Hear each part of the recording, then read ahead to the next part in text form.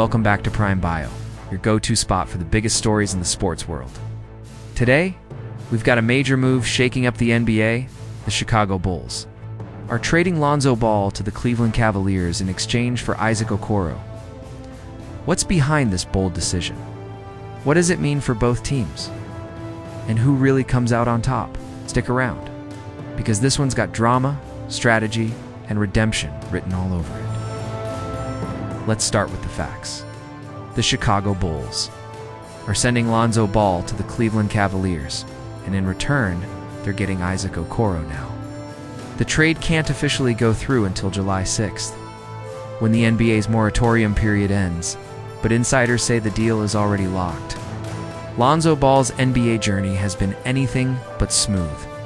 Drafted second overall in 2017 by the Lakers, he entered the league with massive expectations. He's played for the Lakers, Pelicans, most recently the Bulls. But injuries, especially that lingering left knee issue, have haunted his career. He missed 2 entire seasons, and many people doubted he'd ever return to the court, but he did.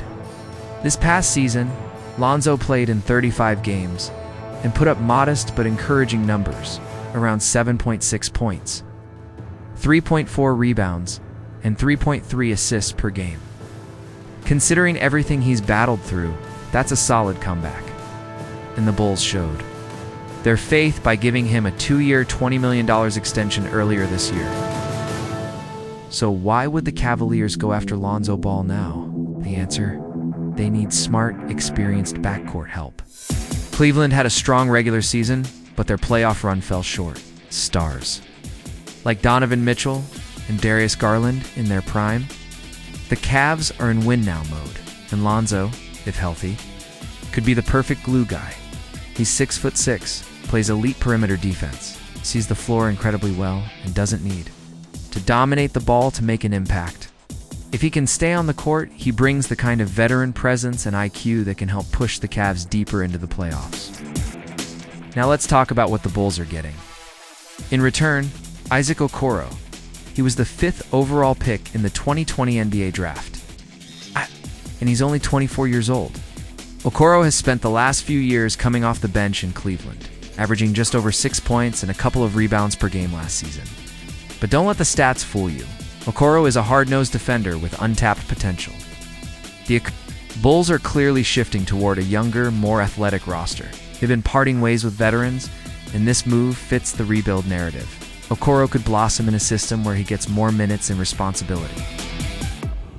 Here's where it gets interesting. On paper, it might seem like a minor trade. One player coming off injuries, the other a bench role player. But in reality, both teams are making calculated bets. For Cleveland, this is a swing at upside. If Lonzo stays healthy, they've got a versatile, smart player who can elevate the entire backcourt. For Chicago, it's about youth, flexibility, and potential. Okoro isn't expected to be a star tomorrow.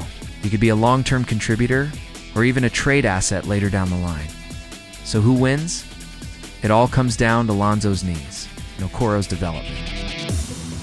This trade may not be the flashiest headline of the summer, but it could end up being one of the smartest. Will Lonzo Ball find redemption in Cleveland? Will Isaac Okoro finally break out in Chicago? That's what we'll be watching closely next season. If you enjoyed this breakdown, give us a like, smash that subscribe button, and hit the bell so you don't miss any future updates. And let me know in the comments, who do you think won this trade? I'll be replying to your thoughts down below. Thanks for watching. This is Prime Bio. Stay locked in, and I'll see you in the next video.